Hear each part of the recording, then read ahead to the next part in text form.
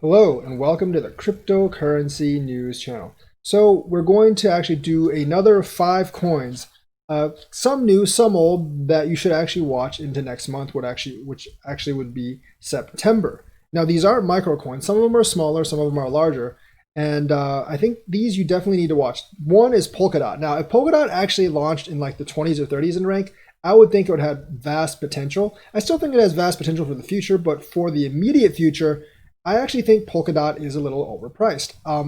I don't think it should be top 10, top 5 status right at launch. Yes, it's got some interesting projects on it, but I think it's valued too highly without any big partnerships or big enterprise usage based on Polkadot. I don't really know why it would be above Cosmos, because Cosmos kind of does the same thing. I think Cosmos is actually more developed. So I think Polkadot is a little bit overpriced right now, but I still like the potential that Polkadot has, and you should actually watch it. Despite the fact that I think it's overpriced, just the FOMO and the excitement actually could pump it further, but if it does, it will probably crash back down, so you will want to watch out for that. But it is a coin that you want to keep track of. Number 2 is Vigor. So Vigor is kind of like DeFi and EOS. Yes, I'm not a fan of EOS, but the Ethereum fees for DeFi are absolutely redonkulous right now. I mean, they're just awful at this point.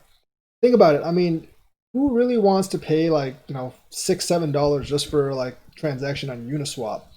And Vigor obviously on EOS doesn't have that problem. Now you could say that EOS is not really decentralized, blah blah blah, but realistically on the DeFi part, technically, you don't have to pay out the ass to actually do transactions, and they're much faster on EOS. Whether it's decentralized or not with only 21 block producers, I mean that's really your call. Ethereum, let me remind you, is mostly mined in China as well, and a bunch of pools control, like a couple of pools control most of the Ethereum hash rate. So you can argue both ways. EOS, I think, is less decentralized, obviously, but there's no fees, and EOS actually does have a decent amount of liquidity, kind of like because it does have its own dexes, and it's also a fairly large coin that's traded across many exchanges. So Vigor, the DeFi protocol on EOS, definitely something to keep track of. It could actually grow big because of Ethereum's high fees.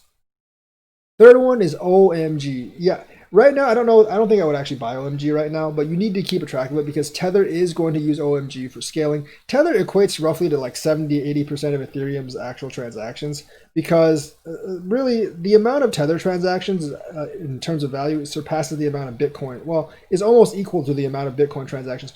Ethereum's growth has mostly actually been on Tether, not really DeFi. It's actually been on Tether.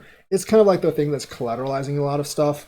So realistically, them actually announcing that they could actually use OMG for a scaling solution, that's big props for OMG, and OMG could actually grow further based on this alone. So OMG is one to look at. I don't think I would buy it right now because it is really pumped.